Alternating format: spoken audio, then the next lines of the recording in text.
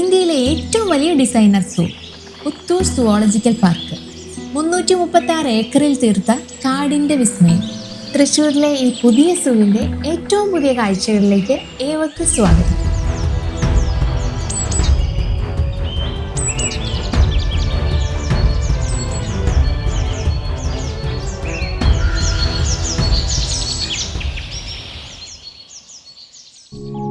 തൃശ്ശൂരിലെ private bus സ്റ്റാൻഡായ ശക്തി സ്റ്റാൻഡിൽ നിന്നുമാണ് നമ്മുടെ ഈ യാത്ര ആരംഭിക്കുന്നത്. പുത്തൂർ കുട്ടനല്ലൂർ വഴി പോകുന്ന ബസ്സിൽ വേണം നമുക്ക് പോകാൻ.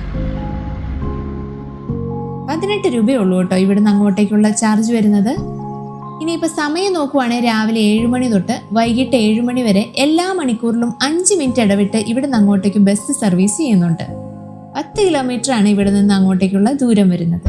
ഒരു 20-25 മിനിറ്റിനുള്ളിൽ നമുക്ക് സൂവിലേക്ക് എത്താട്ടോ. കുരിശുമൂല എന്ന സ്റ്റോപ്പിൽ വേണം നമ്മൾ ഇറങ്ങാൻ. ബസ് ഇറങ്ങി ഒരു 10 മീറ്ററിൻ്റെ ഉള്ളിൽ തന്നെ സൂവിൻ്റെ ഏരിയ നമുക്ക് കാണാം. ഇവിടെ നിന്ന് കുറച്ചങ്ങ് നടക്കുമ്പോൾ എൻട്രി ഗേറ്റിലേക്കും എത്താം. രാവിലെ 9 മണി മുതൽ വൈകിട്ട് 6 മണി വരെയാണ് ഇവിടുത്തെ എൻട്രി ടൈം വരുന്നത്. ഇതാണ് സൂവിൻ്റെ എൻട്രൻസ് ആയിട്ട് വരുന്നത്. ഇനിയിപ്പോൾ കാറിൽ വരുന്നവർക്കുള്ള പാർക്കിംഗ് സ്പേസ് ഇവിടെ തന്നെയുണ്ട്. 100 രൂപയാണ് പാർക്കിംഗ് ഫീസ് വരുന്നത്. ഉള്ളിലേക്ക് പ്രവേശിച്ചാൽ ആദ്യം തന്നെ ഒരു ടിക്കറ്റ് കൗണ്ടർ കാണാം. ഓൺലൈനായിട്ടും ഓഫ്ലൈനായിട്ടും നമുക്ക് ടിക്കറ്റ് എടുക്കാവുന്നതാണ്. ഈ കാണുന്ന സ്ക്രീനിലൂടെ നമുക്ക് ടിക്കറ്റ് എടുക്കാം. എന്തെങ്കിലും ഹെൽപ്പ് ആവശ്യമുണ്ടെങ്കിൽ അതിനായിട്ടുള്ള സ്റ്റാഫും ഇവിടെയുണ്ട്. അപ്പോൾ ഏത് ഭാഷ സെലക്ട് ചെയ്യുക, നിങ്ങളുടെ ടിക്കറ്റ് ഏത് കാറ്റഗറിയിൽ വരുന്ന വെച്ചാൽ ടിക്കറ്റ് എടുക്കാം. അപ്പം നിങ്ങൾ അടങ്ങുന്നതിൽ 70 രൂപയാണ് ടിക്കറ്റ് സെലക്ട് ചെയ്യുക, എണ്ണം കൊടുക്കുക. ഇനി ബസ് വേണമെങ്കിൽ ബസ് ചൂസ് ചെയ്യാം, 30 രൂപ എക്സ്ട്രാ വരും. അപ്പോൾ പ്രൊസീഡ് ചെയ്ത് നിങ്ങളുടെ പേര് ഫോൺ നമ്പർ കൊടുത്ത് പേ ചെയ്ത് കഴിഞ്ഞാൽ. കൂടാതെ നടന്നു പോകുന്നവർക്ക് ഈ ബാർകോഡ് യൂസ് ചെയ്താൽ കൃത്യമായി പോകേണ്ട റൂട്ട് മാപ്പ് കാണിച്ചു തരും.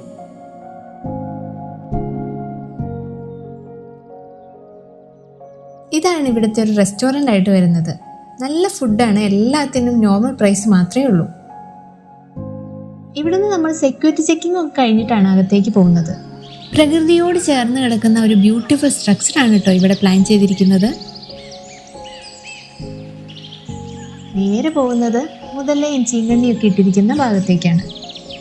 ഇവിടുത്തെ ഏറ്റവും വലിയൊരു പ്രത്യേകത എന്നാന്ന് വെച്ചാൽ സ്വതന്ത്രമായ ആവാസ വ്യവസ്ഥയിൽ ജീവജാലങ്ങൾക്ക് നിൽക്കാനും അവയെ യാതൊരു ശല്യവും ചെയ്യാതെ വിസിറ്റേഴ്സിന് വിസിബിൾ ആകുന്ന രീതിയിൽ സജ്ജീകരിച്ചിരിക്കുന്നു എന്നതാണ്.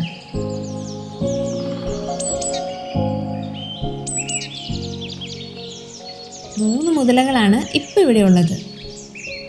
എന്താല്ലേ അവൻ്റെ വാ പൊളിച്ചുള്ള കിടപ്പ്.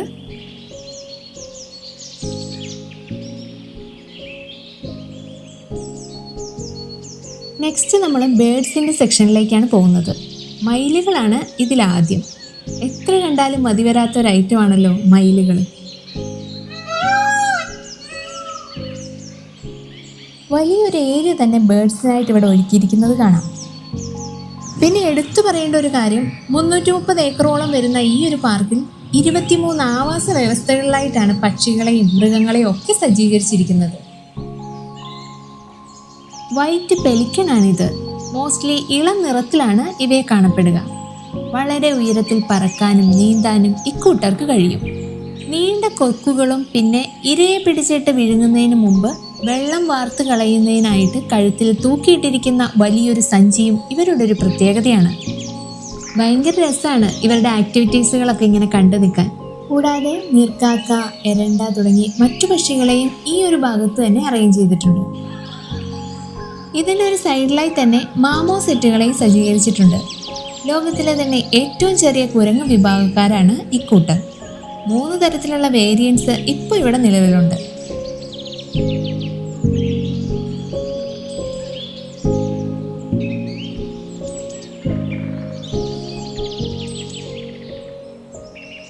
ഇന്ത്യയിലെ തന്നെ ഏറ്റവും വലിയ ഡിസൈനർ സൂ ആയതുകൊണ്ട് തന്നെ പല ലാൻഡ്സ്കേപ്പുകളും നടന്നു വേണം നമുക്ക് ഇതൊക്കെ കണ്ട് ആസ്വദിക്കാൻ.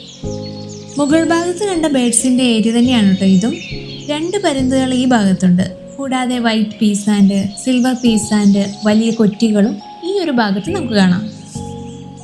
ബേഡ്സിൻ്റെ ഈ ഒരു സോണിന് ശേഷം നമ്മളിനി നേരെ പോകുന്നത് കൻഹ സോണിലേക്കാണ്. അത്യാവശ്യം നടക്കാനുണ്ട് കേട്ടോ ഈ ഒരു ഭാഗത്തൂടെ. ബട്ട് ഒരു ഫോറസ്റ്റിൻ്റെ ഫീലൊക്കെ നമുക്ക് ഈ ഒരു വാക്കിങ്ങിലൂടെ കിട്ടും. ഈ ഒരു സോണിൽ മാനുകളാണ് ആദ്യം. കുറച്ച് മാനുകൾ മാത്രമാണ് ഇപ്പോൾ ഇവിടെ ഉള്ളത്. എന്നാൽ തൃശ്ശൂർ മൃഗശാലയിൽ നിന്ന് ഇനിയും ഇവിടേക്ക് എത്തിക്കാനുണ്ട്. മാനുകൾ കൂടാതെ പന്നിമാൻ അഥവാ മ്ലാവ്, കലമാൻ എന്നിവയെയും സെക്ഷനാക്കി തിരിച്ച് ഈ ഒരു സോണിൽ നമുക്ക് കാണാനാവും.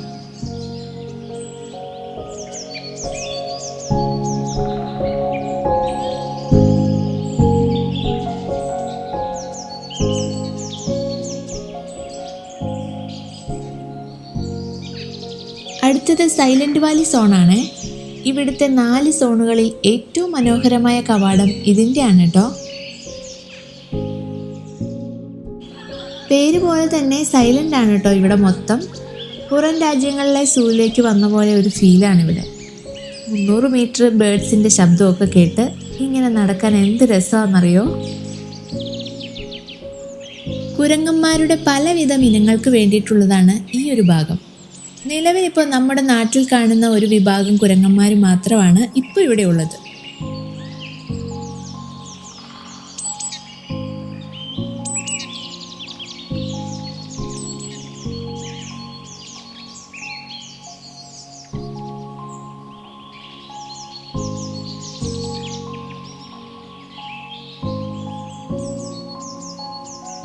ഓരോ സോണിലും ഫുഡ് സ്പോട്ടുകളും ഉണ്ട്. ഭക്ഷണം കഴിക്കാനും ഒന്ന് ഫ്രഷപ്പ് ഒക്കെ ആവാനും ഇത് നല്ല യൂസ്ഫുൾ ആണ്. നെക്സ്റ്റ് ബിഗ് ക്യാറ്റ്സിൻ്റെ സെക്ഷനിലേക്കാണ് പോകുന്നത്. ഫോട്ടോയൊക്കെ എടുക്കാനുള്ള സ്പേസ് ഒക്കെ ഈ ഒരു ഭാഗത്തുണ്ട്. ബിഗ് ക്യാറ്റ്സിൽ ആദ്യം പുള്ളിയാണുള്ളത്. ഇന്ന് അത്യാവശ്യം മഴയുള്ളൊരു ദിവസമായിരുന്നു. അതുകൊണ്ട് തന്നെ ഗ്ലാസ്സിനടുത്ത് തന്നെ ആശാനെ കാണാൻ കിട്ടി. സാധാരണ ചൂടുള്ള സമയങ്ങളിൽ ഇവരെ നമുക്ക് കാണാൻ കിട്ടാറില്ല. കുറ്റിക്കാട്ടിലോ പാറകളുടെ പുറകിലോ ഒക്കെയായി മറിഞ്ഞിരിക്കും. ഇന്ന് മഴ ആയതുകൊണ്ടാണ് കേട്ടോ ഇങ്ങനെയൊന്ന് കാണാൻ കിട്ടിയത്. കുറച്ചു നേരത്തെ മഴയ്ക്ക് ശേഷം ആള് വീണ്ടും ആക്റ്റീവായിട്ടോ. ഇതിന് തൊട്ടപ്പുറത്തായിട്ടാണ് കടുവകളുടെ ഏരിയ. ഇന്ത്യയിലെ പ്രമുഖ മറ്റ് സൂകളിൽ നിന്നും തൃശ്ശൂരിലെ ഈ ഒരു സൂ വേറിട്ട് നിൽക്കുന്നതിൻ്റെ പ്രധാന കാരണം ഇതുപോലുള്ള പവലിയനുകളാണ്. ചുരുക്കി പറഞ്ഞ നമ്മളിവിടെ കൂടുകളിലും മൃഗങ്ങളെല്ലാം അവരവരുടെ ആവാസ വ്യവസ്ഥയിലുമാണ്. വിശാലമായ ഒരു ഏരിയ തന്നെ ഇവർക്കായിട്ട് ഇവിടെ ഒരുക്കിയിട്ടുണ്ട്. ടോട്ടൽ ഒരു 8ഓളം കടുവകളും 4 പുലികളുമാണ് ഇപ്പോൾ ഇവിടെ ഉള്ളത്. അതിൽ 2 കടുവകളെയും 1 പുലിയെയും മാത്രമാണ് ഓപ്പണായി നമുക്ക് കാണാൻ തക്കത്തിൽ ഇടാറ്. ബാക്കിയുള്ളവയെല്ലാം ഒരു നിശ്ചയ സമയത്തിന് ശേഷം മാറ്റി ഇറക്കും. ഏകദേശം ഒരു 2 മണിക്കൂറോളം കാത്തിരുന്നിട്ടാണ് കേട്ടോ കടുവകളുടെ ഈ വിഷ്വൽസ് ഒക്കെ നമുക്ക് കിട്ടിയത്. കാത്തിരുന്നാൽ എന്താ, നമ്മളുടെ വിഷ്വൽസ് കിട്ടിയല്ലോ, അതാണ് സന്തോഷം.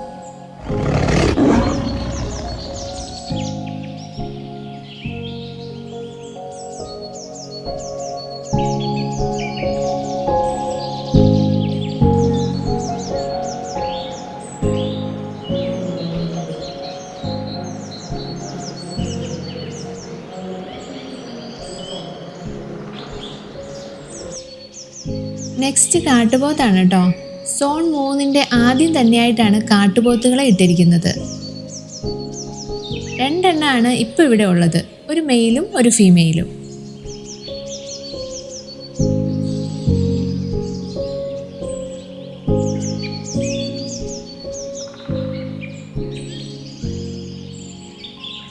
സോൺ 3യിലുണ്ടല്ലോ പെയ്ഡ് ബാത്റൂം ഫെസിലിറ്റീസും കൂടാതെ ഒരു ഫുഡ് സ്പോട്ടും അറേഞ്ച് ചെയ്തിട്ടുണ്ട് കേട്ടോ. പിന്നെ ഞാൻ ഇതുവരെ ബസ് സർവീസിനെ കുറിച്ച് സംസാരിച്ചില്ല അല്ലേ. എൻ്റെ ഒരു പേഴ്സണൽ എക്സ്പീരിയൻസിൽ നടന്ന് കാണുന്നതാണ് ബെറ്റർ. കാരണം നമ്മൾ ബസ്സിൽ കയറിയാലും ആനിമൽസിനെയൊക്കെ കാണാനായിട്ട് അത്യാവശ്യം നടക്കേണ്ടതുണ്ട്.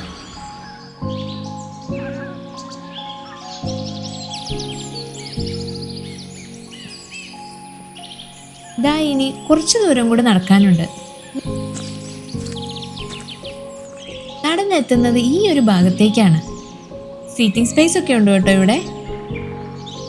കൂടാതെ സോൺ 4ന്റെ നല്ലൊരു ഏരിയ വ്യൂവും നമുക്കിവിടെ നിന്നാൽ കാണാം.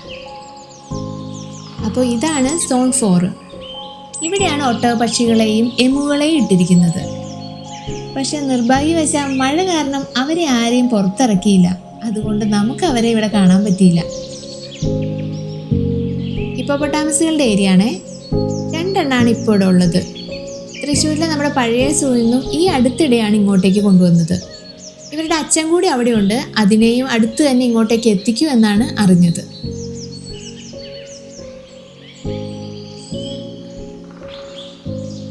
ഇവരുടെ ഈ ആവാസ വ്യവസ്ഥയെ സറൗണ്ട് ചെയ്തിട്ട് നല്ലൊരു വാക്കിംഗ് ബ്രിഡ്ജും കൂടി അറേഞ്ച് ചെയ്തിട്ടുണ്ട് കേട്ടോ. ഈ സൂവിലേക്ക് വരാൻ പറ്റിയ സമയം എന്ന് പറയുന്നത് ഈവനിങ് ആണ്.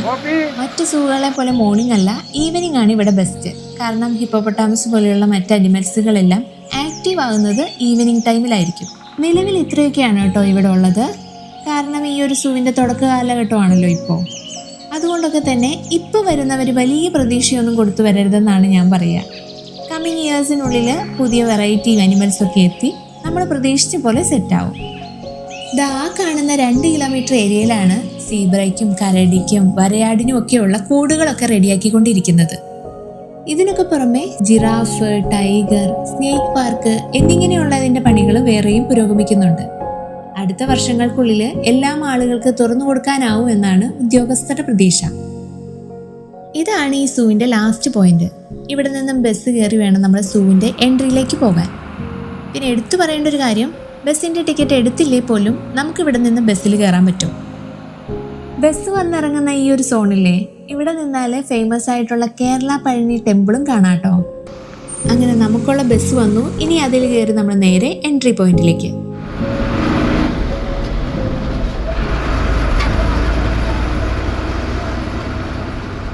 ആദ്യമൊക്കെ ഇവിടെ ഇലക്ട്രിക് ബസ് ആയിരുന്നു ഷട്ടിൽ ചെയ്തുകൊണ്ടിരുന്നത്. അത് കംപ്ലൈൻ്റ് ആയപ്പോഴാണ് KSRTC ബസ്സുകൾ ഇപ്പോൾ സർവീസ് ചെയ്യുന്നത്.